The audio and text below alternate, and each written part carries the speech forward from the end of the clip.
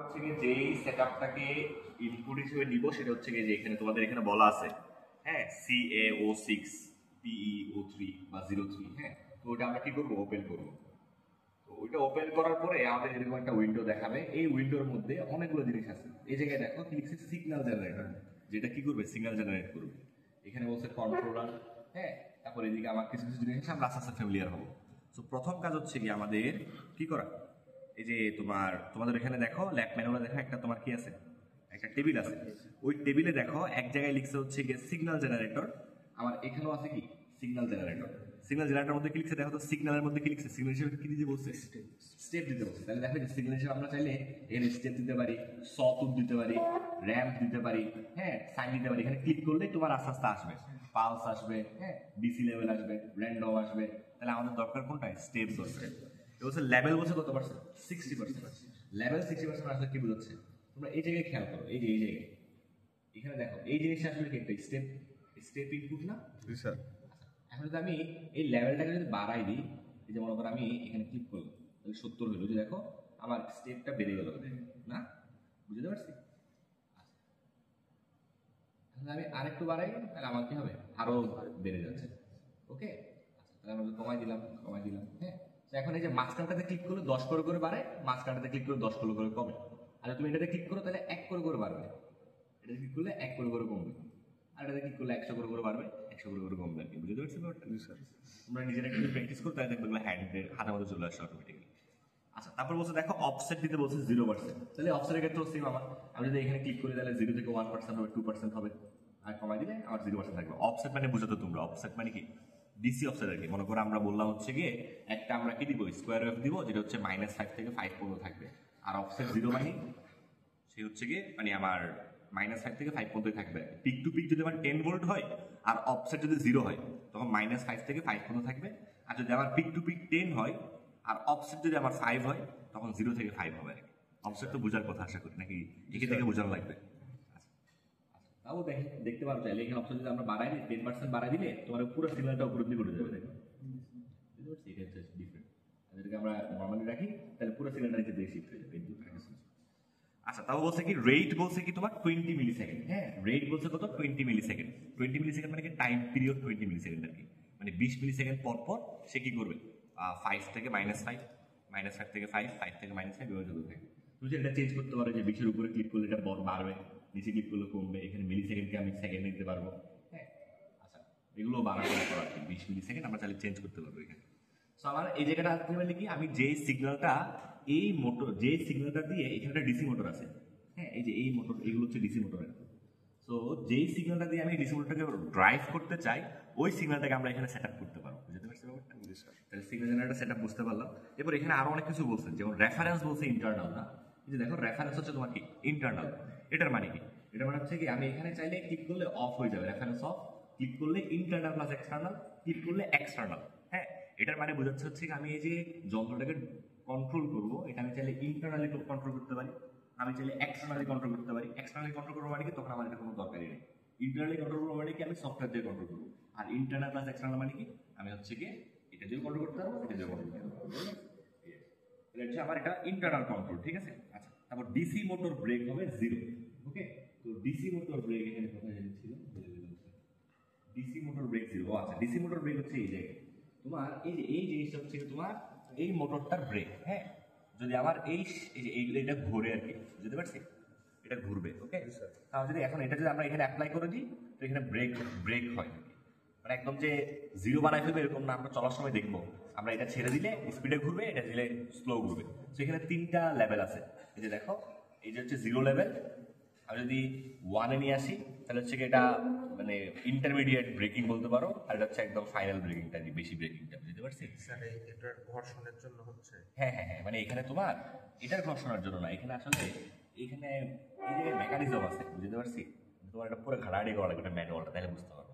মানে সোজা বাংলা কথা, এটা হচ্ছে তোমার ব্রেকিং সিস্টেম। ক্লিয়ার হবে?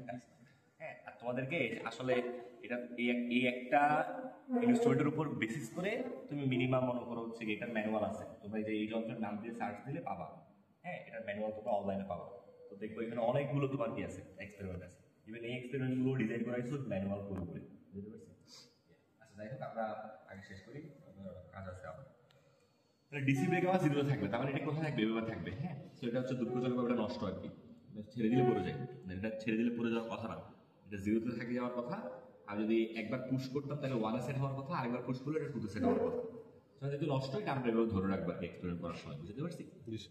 আচ্ছা, তাহলে আমাদের এতটুকু থাক, আমি আগে এক্সপ্লেন করে যাই। তাহলে ডিসি ব্রেক মোটর গেল, তারপর ডান পাশে খেয়াল করো, তোমাকে কি দেওয়া আছে, ডিসপ্লেতে বলছে গ্রাফ দেওয়ার জন্য না, ওই যে দেখেন উপরে ডিসপ্লে আছে, ওইখানে আমরা গ্রাফ সিট করবো। ওকে, ডিসপ্লেতে কিন্তু অনেকগুলো অপশন আছে, বার আছে, মিটার আছে, লিস্ট আছে, আমরা গ্রাফে রাখবো। হ্যাঁ, তারপর বলছে হচ্ছে গ্রাফের মধ্যে রাখতে বলছে কি, ওয়ানে ইনপুট, এই যে ওয়ান এখানে দেখছো ওয়ানে ইনপুট আছে, হ্যাঁ ওইটা অন রাখতে বলছে। তারপর টুতে হচ্ছে আমার পজিশন, ওটা অফ রাখতে বলছে, অফ আছে। ফোরে হচ্ছে আমার ভ্যালোসিটি, ওটা আমার অন রাখতে বলছে, অন আছে। তাহলে সবকিছু সেট আপ মতো আছে নাকি? আচ্ছা, তারপর বললো কি আউটপুট পটেনশিওমিটার ডিসএনগেজ। এখন আউটপুট পটেনশিওমিটার জিনিসটা কি? আউটপুট পটেনশিওমিটার হচ্ছে এই জিনিসটা, এটাকে আমার ডিসএনগেজ করতে হবে। ডিসএনগেজ মানে কি, এটাকে আমরা এখানে সরাই ফেলতে হবে, বুঝতে পারছি? এই চাপ দিয়ে দিলে এটা হচ্ছে এঙ্গেজ আছে এখন, বুঝতে পারছি? আর সরাই দিলে কি হবে, ডিসএঙ্গেজ হবে। তোমরা হচ্ছে গিয়ে এই যে এই চার্টটা একটু ভালো মতো দেখো, এখানে তোমাকে বলা আছে যে এখানে আসলে কোন কম্পোনেন্টের নাম কি, একটু ডিটেলস বলা আছে আর কি। আমরা আমাদের ডিটেলসে যাচ্ছি না, শুধুমাত্র এই এক্সপেরিমেন্ট যতদূর দরকার আমরা পড়াচ্ছি। আচ্ছা, তাহলে আমার হচ্ছে গিয়ে এটাকে বলবো কি আমরা আউটপুট পটেনশিওমিটার, এটাকে আমরা কি করে ফেলবো, খুলে ফেলবো। এটা আমরা যদি চাপ দিয়ে দিই তাহলে বলি এঙ্গেজ বলি, যদি বের করে ফেলি তখন কি বলবো, ডিসএঙ্গেজ। ঠিক আছে,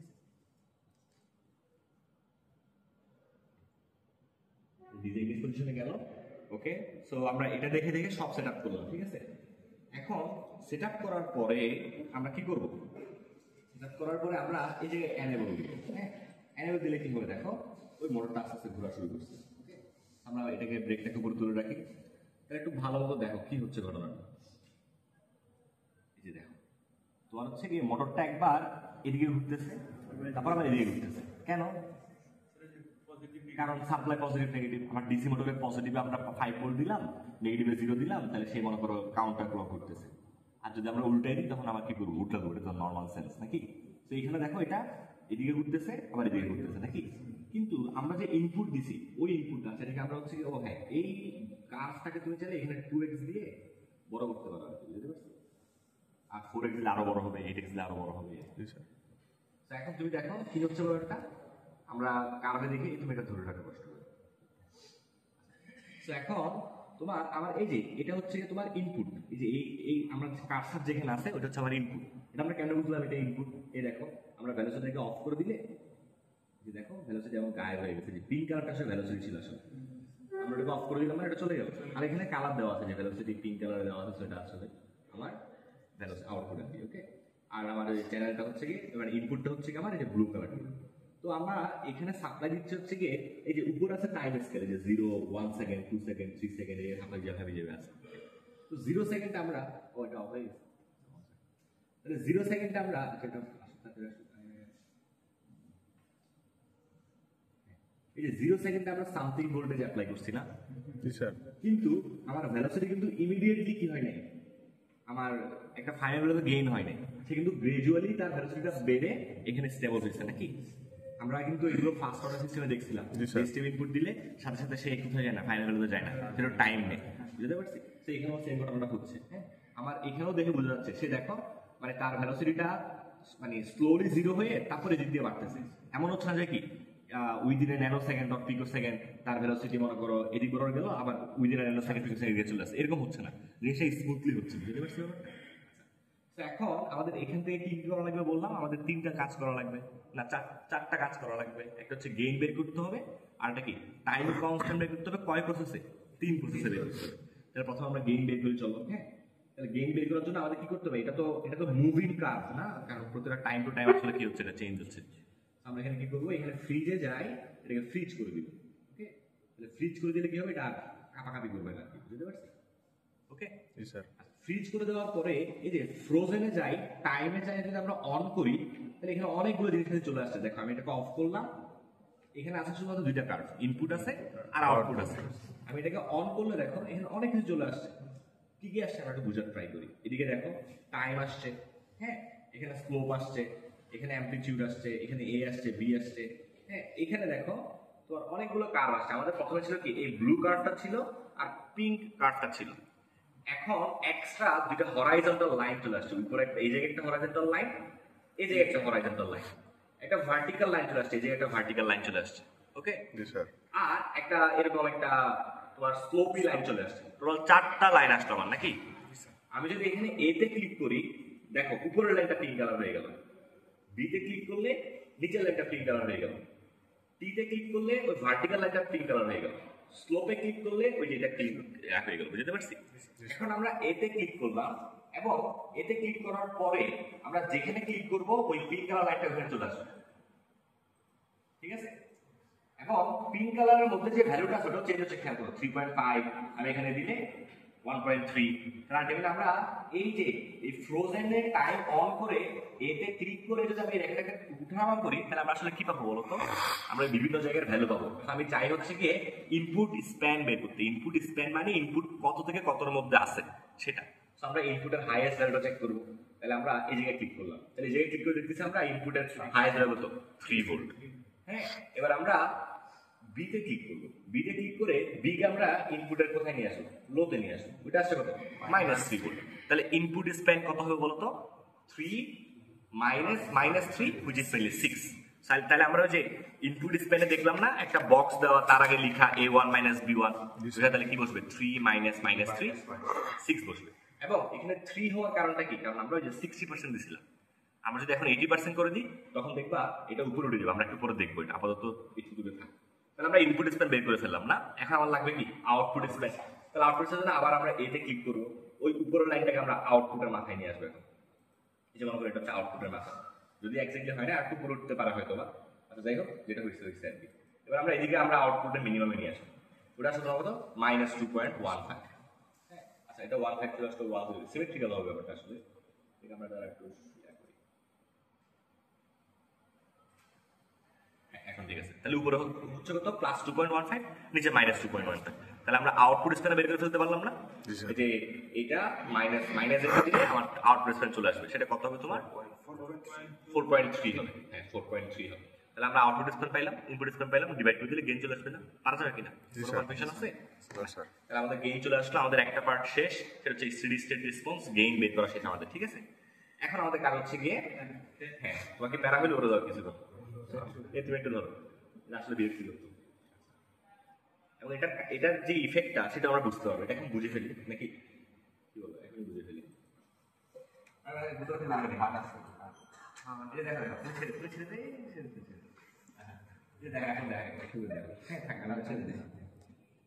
একটা জিনিস দেখাতে চাচ্ছি। তাহলে এখন তোমার দেখা, এখন আউটপুটের লেভেলটা কোন জায়গায় আছে? আমরা তো কিছু আগে বের করলাম না, 2.15 আছে। আমার ব্রেকিংটা কোথায় আছে, 0 তে আছে।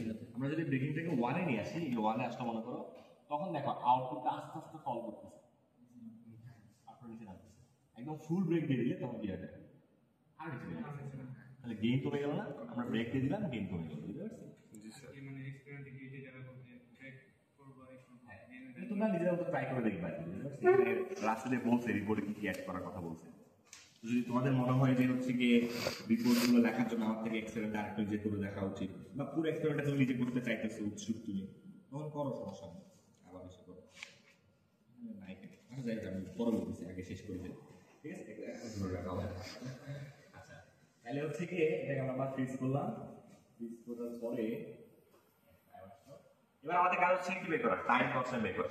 তো টাইম কনস্ট্যান্ট আমরা ফার্স্টে কি করি, ইনিশিয়াল স্লোপ মেথড। ফার্স্টে না করে আমরা ফার্স্টে 63% করি। হ্যাঁ, তো 63% মেথডে কি বলে, ফাইনাল ভ্যালু 63% রিচ করতে যে টাইম লাগে সেটা হচ্ছে আমার টাইম কনস্ট্যান্ট নাকি? দেখো ফাইনাল ভ্যালু কত, আমার ফাইনাল ভ্যালু হচ্ছে এটা নাকি? তো আমরা এতে ক্লিক করলাম, এটা ফাইনাল ভ্যালু, এটা হচ্ছে ফাইনাল ভ্যালু, এটা হচ্ছে ফাইনাল ভ্যালু না, 2.15 হচ্ছে ফাইনাল ভ্যালু আমার। তো এটা 63% কত হবে, এটা ক্যালকুলেট করে বের করি ফাইনাল ভ্যালু। তো 2.15 এর 63% কত হবে বের করি আমরা,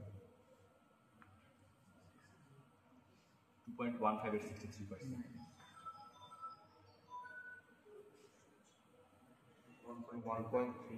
1.35। আচ্ছা তাহলে আমরা এখন ওই যে বি দিয়ে, আমরা এ তো কোথায় রাখছি, ফাইনাল ভ্যালু রাখছি 2.15 এ রাখছি, এখন বি দিয়ে আমরা ওই যে 1.3 একটা খুঁজে বাই করি। চলো হ্যাঁ, তো বিটা 1.35 করে আসতেছে। স্যার 6 চলে আসছে।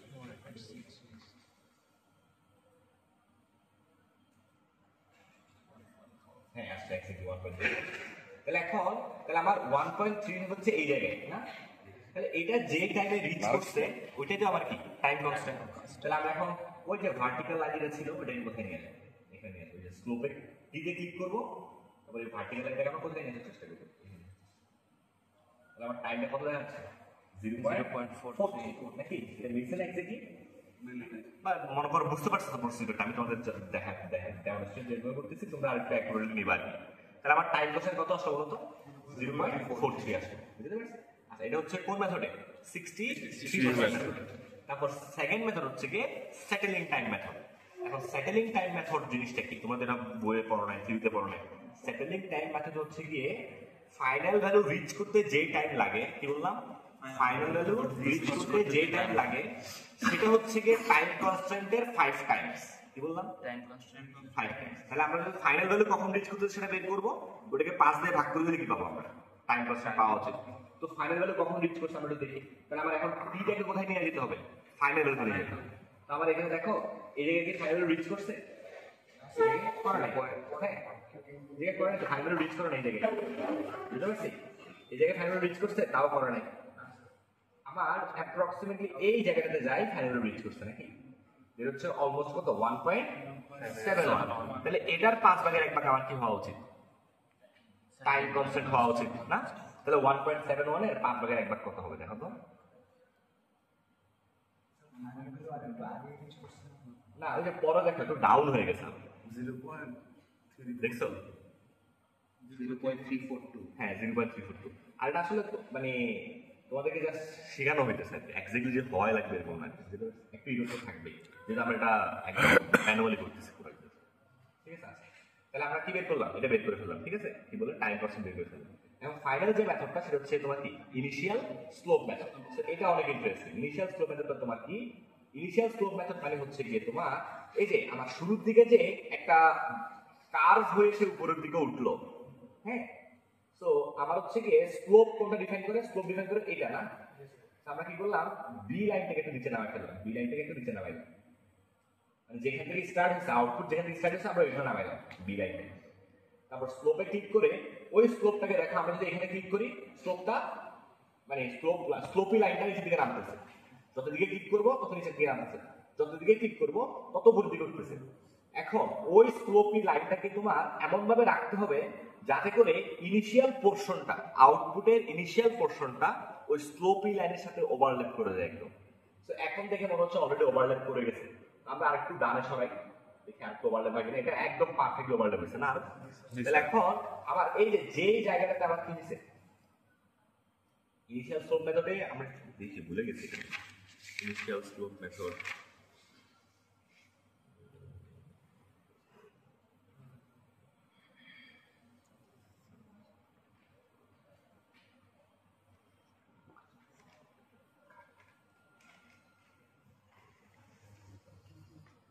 তাহলে এখন আমার কি করতে হবে, ওই যে টাইমের যে লাইনটা আছে ওই টাইমের লাইনটাকে কোথায় আনতে হবে, এই যে ইন্টারসেক্টিং পয়েন্ট আনতে হবে, বুঝতে পারছেন?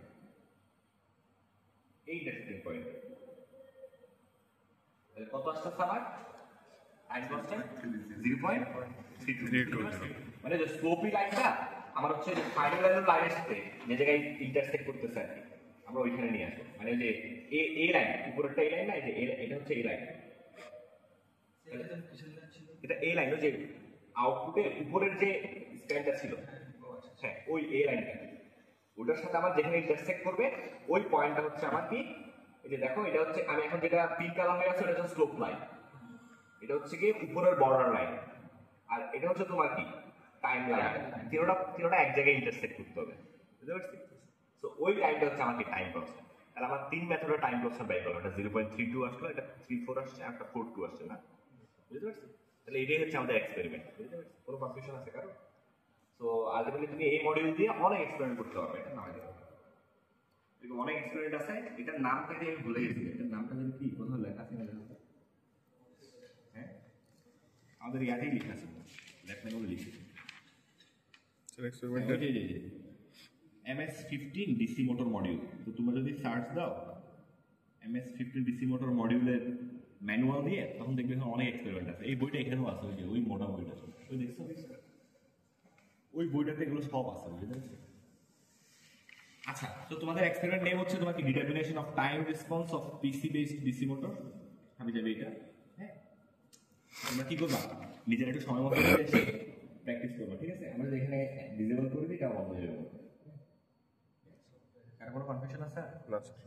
স্যার এটা ব্রেকিং সিস্টেম কি হালকা স্লো করার জন্য নাকি? হ্যাঁ, ব্রেকিং সিস্টেম হচ্ছে কি তোমার দেখার জন্য আর কি, কোন ব্রেকিং এর কেমন অবস্থা, গেইন কেমন হচ্ছে, তারপর টাইম কনস্ট্যান্ট চেঞ্জ হচ্ছে কিনা। হ্যাঁ, টাইম কনস্ট্যান্ট, আচ্ছা ব্রেক দিলে টাইম কনস্ট্যান্ট চেঞ্জ হবে বলে মনে হয়?